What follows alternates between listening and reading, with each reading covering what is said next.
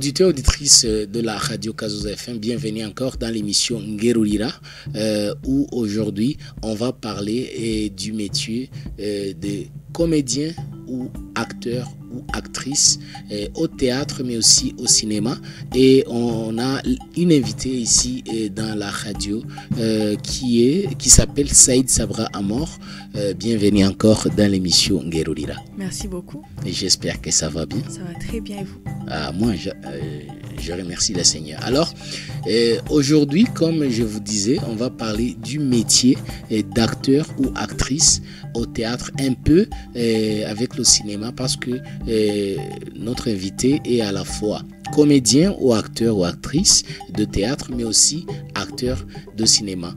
Pouvez-vous nous dire un peu qui vous êtes?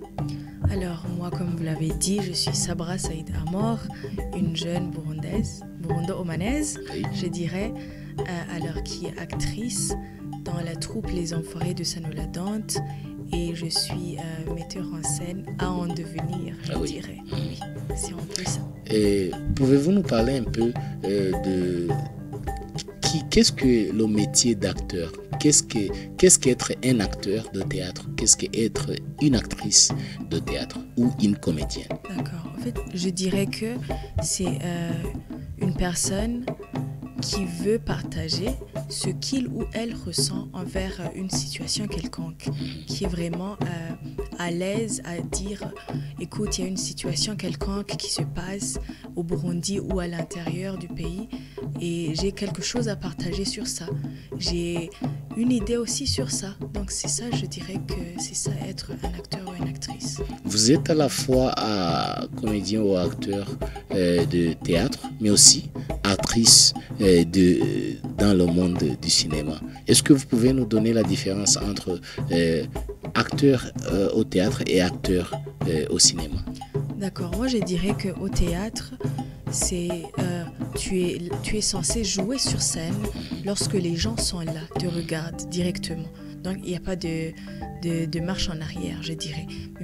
Alors il y a une différence parce que dans le cinéma, c'est, je dirais, une pièce aussi, mais qui peut être filmée. Et en filmant, vous pouvez faire des cuts et des repeats. Si tu n'as pas bien délivré une phrase ou, je ne sais pas, tu n'as pas bien joué, tu n'as pas pu rester dans ton jeu d'acteur, ils peuvent couper cette scène et refaire après. Est-ce que la formation est la même pour le théâtre que pour le cinéma en tant que jeu d'acteur? Je pense que oui, mais je dirais que c'est plus... Ce qui est difficile, c'est dans le théâtre. Parce que là, tu es vraiment censé te concentrer du début à la fin, tu vois. Mais dans le cinéma, là aussi, tu dois te concentrer, mais je dirais que tu as, je dirais, une deuxième chance, une troisième ou une quatrième chance. Oui.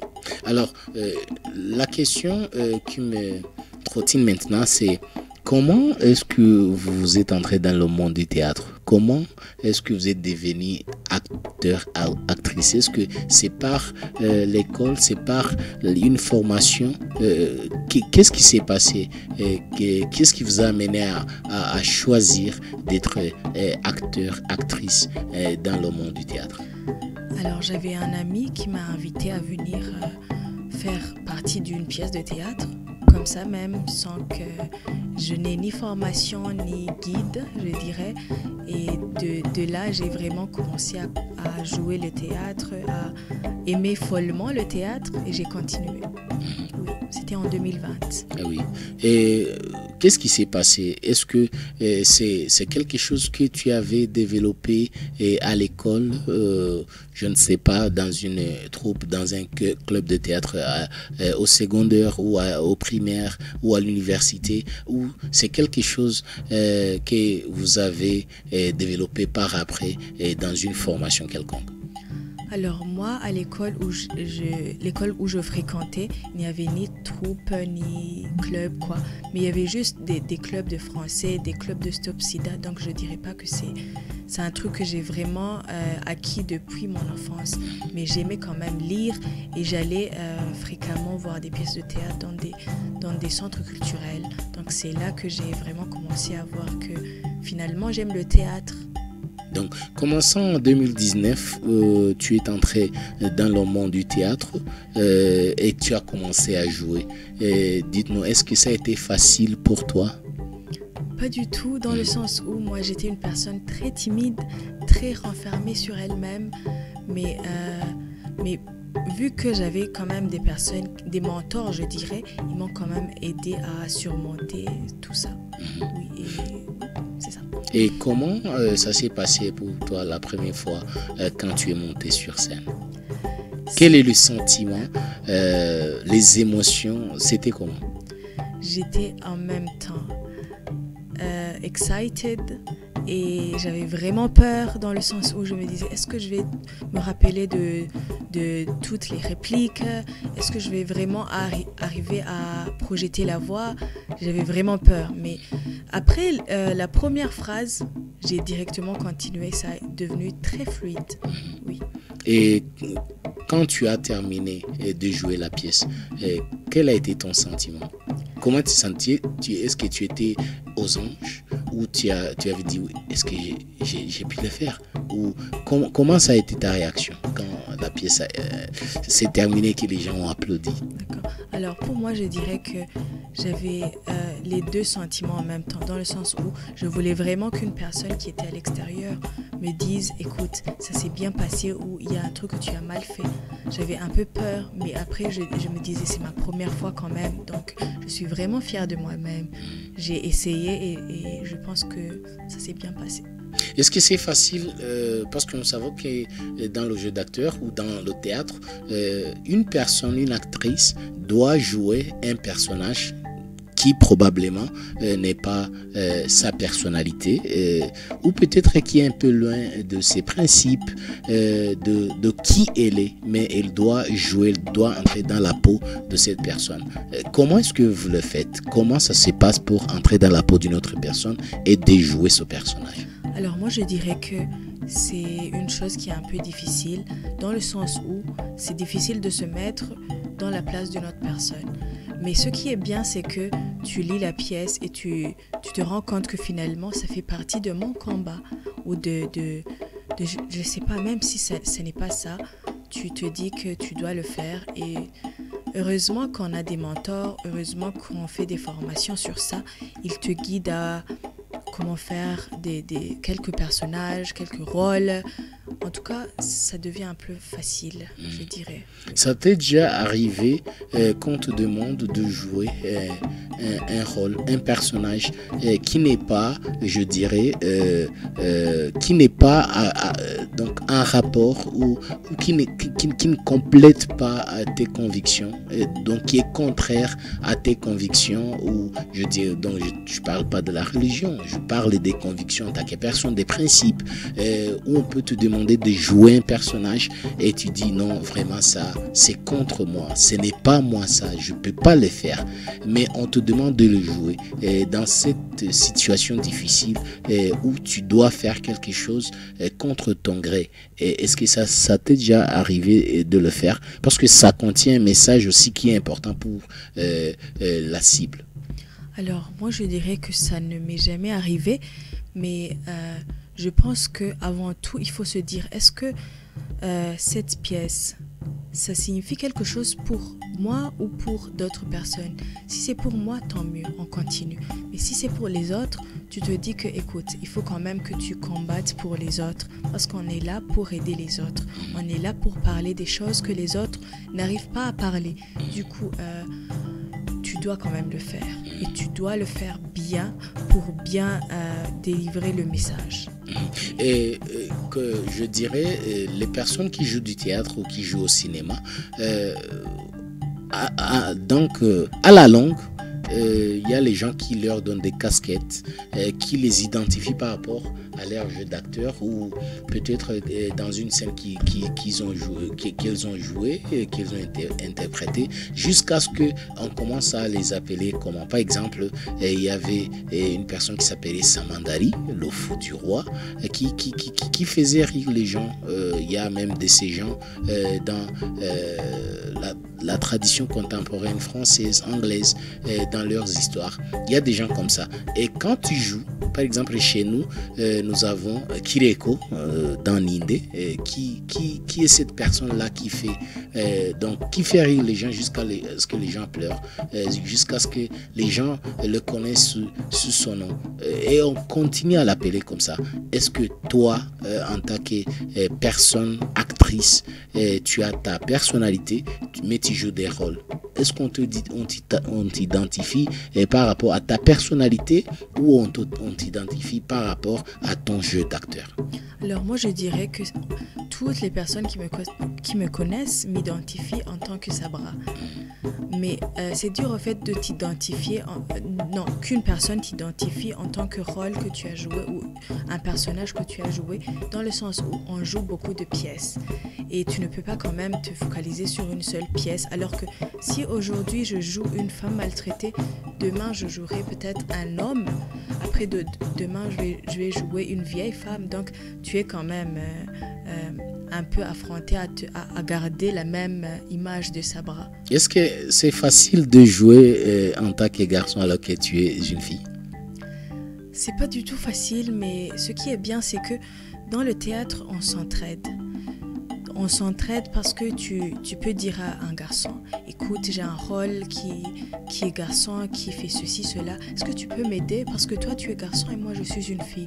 Et c'est dur pour moi de me mettre dans une place d'un garçon. Et le garçon en question te dit, écoute, fais ceci, cela. Je sais pas, regarde des films sur ça ou je sais pas. En tout cas, on s'entraide et c'est ce qui est mieux. Et souvent, dans les pièces de théâtre, il peut arriver que les gens puissent réagir, puissent crier, puissent être joyeux ou puissent avoir des sentiments, je dirais, qui sont contre ce que vous êtes en train de montrer. Alors, ils commencent à vous huer dessus, à vous crier et ils réagissent, je dirais, violemment. Et quand cela se passe, comment vous réagissez ou si cela se passait, comment vous réagirez? Alors, si c'est dans une pièce de théâtre, je suis déjà au courant de ce qui se passe, de ce qui va se passer et je sais pourquoi ça va se passer. Donc, c'est un peu facile pour moi. Je me dis, écoute, on doit faire ça parce que dans une pièce, il est écrit qu'à un moment donné, il y a une personne qui va te taper ou une personne qui va hurler sur toi. Donc là, c'est facile pour moi. Mais il y a quand même des fois où tu joues un rôle qui te fait vraiment mal au cœur. Mais ce qui est bien, c'est que tu utilises cette faiblesse pour en faire un art, quoi. Tu y joues bien. Tu projettes peut-être ta vie ou tu projettes une histoire de ta pote ou de ton ami qui s'est passé et là, ça devient facile. Oui, mais difficile en même temps. Oui, merci. Il y a beaucoup de jeunes qui aujourd'hui voudraient faire carrière dans le théâtre et dans le cinéma ici chez nous au Burundi. Et est-ce que c'est rentable? Est-ce que c'est pécunier? Est-ce que ça fait vivre pour toi qui est déjà actrice et qui a déjà choisi cette vie? Peux-tu les rassurer et leur dire oui, vous pouvez y aller ou non, c'est difficile? Alors moi je dirais que c'est oui et non, dans le sens où il y a vraiment des personnes qui vivent grâce au théâtre, grâce au cinéma et ces personnes vivent au Burundi, donc ils sont vraiment à l'aise avec ça, ils ne travaillent que dans le théâtre ou dans le cinéma. Mais je dirais que si tu n'es pas vraiment engagé dans ça, si tu n'as pas pris la décision d'y mettre tout ton corps, ton cœur et ton esprit, ça ne va pas vraiment être rentable pour toi. Oui. Et si nous regardons par exemple dans nos pays voisins comme la Tanzanie, si nous regardons comme l'Afrique du Sud, si nous regardons même comme la RDC, des pays en Afrique comme le Nigeria, il y a beaucoup d'acteurs, que ce soit dans la comédie, que ce soit dans le cinéma, que ce soit dans le théâtre, qui sont connus, qui sont des stars. Pourquoi est-ce que nous ne voyons pas des jeunes Burundais, Burundaises comme vous devenir des stars régionales, même voire internationales? Alors moi je dirais que il y en a beaucoup, en vrai il y en a beaucoup, mais c'est si tu n'es pas dans ce monde de théâtre, tu ne vas jamais les connaître parce que c'est des gens qui ont joué, qui ont eu la chance de connaître d'autres acteurs d'ailleurs et de continuer leur carrière. Donc il y en a vraiment beaucoup. Mais c'est pas dans le sens où tu te dis que tu vas toujours le rencontrer, tu vas toujours le voir dans la rue. C'est juste une personne qui est là, qui est simple, qui joue son théâtre et qui rentre. Mais il y en a vraiment beaucoup. Oui, s'il y a, les comédiens, il y en a, les comédiennes, il y en a, les acteurs, actrices de théâtre, il y en a. Dans les mondes donc je dirais dans les pays qui sont développés, ces gens-là sont des stars. Ce sont des gens que le public connaît, que le public, quand il les voit, il court derrière. Par exemple, il y a des stars burundaises ici, dans le monde du showbiz, comme la musique. Je peux parler de Big Fizzo, je peux parler de Lolilo, je peux parler d'autres personnes aujourd'hui, Mackenzie et d'autres, qui sont connus. Pourquoi est-ce que vous, qui évoluez dans le théâtre, vous n'avez pas cette visibilité? Alors, moi, je dirais qu'il y en a, mais il n'y en a pas en même temps. Parce que nous, on n'est pas censé jouer et... Ok, je m'explique un peu bien. Les stars de la musique, ils filment leur musique. Ils font des concerts, ils font des tournées. Mais nous, on ne filme pas nos pièces. On joue et si tu arrives à venir voir cette pièce, tu vas l'aimer et tu vas l'écouter. Et tu vas vraiment aimer ces personnes qui ont travaillé sur ça du début jusqu'à la fin. Et il y a même des gens qui font des tournées. Donc, je dirais que c'est un peu ça. Parce que nous, la personne qui est censée te connaître, c'est la personne qui s'intéresse vraiment au théâtre. C'est la personne qui aime le théâtre, qui suit du début à la fin des pièces de théâtre ou des festivals. Donc c'est ça. Aujourd'hui, nous sommes dans un monde digital, un monde numérique, où même quand vous jouez une pièce, ça peut passer en direct sur une télévision, ça peut être enregistré et être rediffusé. Et les gens peuvent apprécier. Si demain, les gens t'approchaient et te disaient nous voulions travailler avec toi, nous voulons te donner un contrat, mais il faut que tu puisses un peu changer, je dirais, le dynamisme, changer des principes ou changer des choses. Accepterais-tu? Alors, j'ai pas bien compris ta question. C'est changer quoi exactement? Donc, il y a des cas où, par exemple, je te vois aujourd'hui, tu portes une voile, n'est-ce pas? Une personne te dit, j'aimerais que dans le contrat que nous allons jouer, tu ne portes plus de voile. Mais il y a un contrat juteux. Donc, on parle peut-être à 1 million de francs. Mais il te dit, nous avons ce contrat. Par exemple, les contrats de publicité. Vous savez, les gens, ça peut être une publicité qui va parler peut-être d'aider les gens, les enfants de la rue, ou d'aider les femmes victimes de viol, ou d'aider, je ne sais pas. Mais autre te dit, je veux que tu puisses porter ce genre d'habit. Que toi, ça ne fait pas partie de tes convictions. Par exemple, vous avez déjà vu des publicités où les femmes actrices ou les hommes acteurs, les hommes portaient torse nu, les femmes portaient des bikinis. Mais toi, ça ne fait pas partie de tes principes, de tes convictions. Mais c'est un contrat juteux. Et ça fait partie du monde où tu dois évoluer. Ça fait partie du résultat que tu vas gagner grâce à ta carrière. Comment est-ce que tu peux t'y prendre dans ces moments-là? Ok, moi je dirais que si toi aujourd'hui tu vois Sabra sur scène, c'est pas vraiment Sabra, c'est une autre personne c'est Sabra qui a prêté le corps au personnage, donc ça serait pas moi. Donc moi je dirais que je le ferai, mais pas à ce point quand même. Il y a des choses que je ne pourrais pas exagérer, il y a des limites. Donc tu as tes propres limites. Exactement. Tu as tes propres principes que tu respectes et que les gens doivent respecter s'ils veulent travailler avec toi. Effectivement. Donc, et l'autre question, est-ce que dans ce monde du théâtre, beaucoup des parents, donc il y a beaucoup de gens dans la famille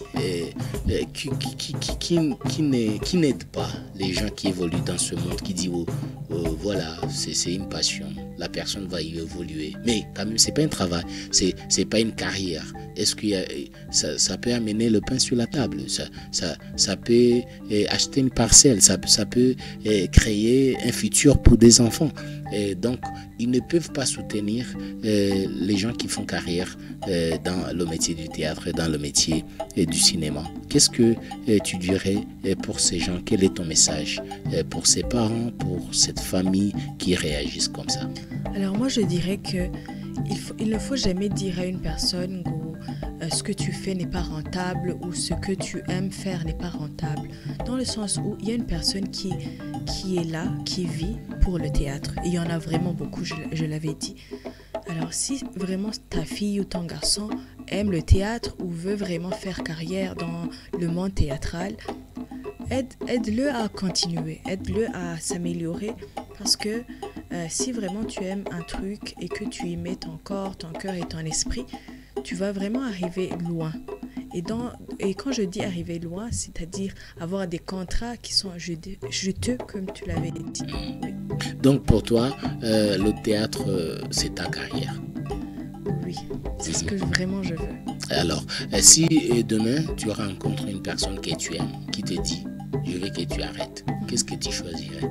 Alors moi je dirais que si vraiment tu m'aimes, tu dois respecter ce que je suis, ce que je veux et ce que j'aime. Donc si tu ne veux pas que je continue dans le théâtre, alors mon gars, continue. Et ta famille, comment a-t-elle réagi? Est-ce qu'ils t'ont soutenu ou c'est ce genre de famille qui ont dit non, il faut que tu arrêtes? Alors moi je dirais que j'ai vraiment eu la chance d'avoir une mère qui est vraiment très très compréhensible dans le sens où elle m'encourage à faire ce que je veux. Elle est même là dans chaque représentation que je fais. Donc j'ai quand même eu la chance. Oui. Est-ce facile d'être comédienne pour les gens qui aimeraient évoluer dans le monde du théâtre, le jeu d'acteur? Est-ce facile de pouvoir jouer? Moi, je dirais que c'est facile dans le sens où c'est un truc qui est là. Si tu n'y arrives pas, il y a des gens qui peuvent t'aider à y arriver. Donc oui, c'est un peu facile. Ça demande une formation quelconque, des compétences ou est-ce seulement un talent que tu dois posséder pour pouvoir être acteur ou actrice de théâtre? Je dirais que ça demande du talent, du temps, de vouloir le faire et des formations aussi pour voir comment les autres jouent et continuer dans ce sens. Est-ce qu'il n'y a pas des gens talentueux qui ont évolué dans le théâtre sans une formation quelconque? Je dirais que non. Parce que, écoute, on est vraiment talentueux, c'est vrai. Mais chaque personne qui est talentueuse doit quand même puiser à gauche, à droite pour voir ce que les autres font, pour s'améliorer, je dirais, pour s'instruire. Donc, en tout cas, même si tu es très talentueux de je ne sais combien de talents, tu as toujours besoin de formation. Est-ce que tu avais connaissance du talent que tu as maintenant avant que tu puisses entrer dans le monde du théâtre? Alors non, je ne savais rien de tout ça. Mais juste après avoir commencé, après avoir fait un pas, j'ai vu finalement que j'ai un talent et que je peux quand même continuer dans ce monde. Oui. En dehors de l'intérêt, je dirais, pécunier, qu'est-ce que tu as gagné avec le théâtre? Qu'est-ce que tu as gagné quand tu es devenue actrice de théâtre? Alors moi je dirais que j'ai gagné la liberté d'expression parce que maintenant on peut quand même s'exprimer facilement sur un truc que tu as sur le cœur ou si tu as une idée sur une situation, tu peux quand même le dire à l'aise. Et de deux, j'ai quand même gagné une certaine, je dirais, une certaine facilité à communiquer avec les gens. Parce qu'avant, j'étais vraiment très timide, mais plus maintenant. Je dirais qu'il y en a une petite pourcentage qui reste, mais quand même, j'évolue vraiment. Et quelle est la scène? Quelle est cette pièce quand tu l'as jouée, tu t'es senti vraiment, c'est ce que je voulais faire dans la vie? Alors, je dirais que c'était une pièce qui s'appelle Polytucène. C'est une pièce qui parle de femmes, des femmes dans l'entrepreneuriat, des femmes dans l'ingénierie. Alors, le combat qu'il y a pour se faire une place dans ce monde en tant que femme. Et je me suis dit, finalement, il faut quand même que je continue parce que c'est un truc qui me parlait. C'est un truc que je vois au Burundi, qu'on ne parle pas forcément, mais au théâtre, on y parle, quoi. Oui. Et quels sont les défis que vous avez rencontrés dans ce monde du théâtre? Alors, le défi, je dirais que il y en avait pas trop, dans le sens où j'ai eu quand même la chance d'avoir des mentors, des gens qui me prennent la main, qui me disent écoute, fais ceci, cela, passe ici, ne fais pas ceci. Donc j'ai eu quand même la chance, mais il y en a beaucoup quand même. Oui. Et donc, quel est ce dernier message que tu voudrais adresser au public? Les gens qui regardent, qui se disent aujourd'hui, oh non, vous savez, le théâtre, c'est pour les gens. Se faire plaisir, c'est pas grave. C'est pas quelque chose de beaucoup, de vraiment sérieux. Donc, à tous ces gens-là qui ne considèrent même pas le théâtre comme un véritable art, qu'est-ce que tu pourrais leur dire? Quel est le message que tu pourrais leur adresser à ces jeunes femmes, à ces jeunes filles qui aimeraient évoluer aussi dans le monde du théâtre, mais qui n'ont pas le courage parce que ils ont peur de s'exprimer, ils ont peur de venir devant la scène, ils ont peur aussi de leur famille. Je dirais que c'est déjà pas bien de juger une personne parce que elle fait du théâtre, parce que c'est une personne qui a décidé de faire du théâtre. C'est une personne qui aime ce qu'il fait ou elle fait. Okay. Alors tu dois quand même respecter ce que cette personne fait. Et ce qui est bien, c'est que lorsque tu joues le théâtre, en tout cas tu as des feedbacks dans le genre, écoute, j'ai vraiment aimé ce que tu as joué, dans le sens où j'ai projeté ma vie. Et finalement, il faut quand même que je change, il faut quand même que je fasse ceci, cela. Et je dirais que si tu veux vraiment jouer au théâtre, ça demande juste ton temps. Et si tu veux vraiment t'y engager, ça passe. Oui. Et merci beaucoup d'avoir été notre invité dans l'émission d'aujourd'hui. Thierry Zissabira était au micro, Raja dans la cabine technique qui aidait à ce que les sons vous arrivent. Et pour les images, c'est Patrick qui aidait pour que vous puissiez nous suivre sur les réseaux sociaux. Saïd Sabra Amor, merci d'avoir été avec nous dans l'émission Guerrilla. Merci à vous aussi pour l'invitation. Chers auditeurs et auditrices, je vous dis au revoir. Merci d'avoir été avec nous. Thierry Zissabira a été à la présentation et à nous revoir.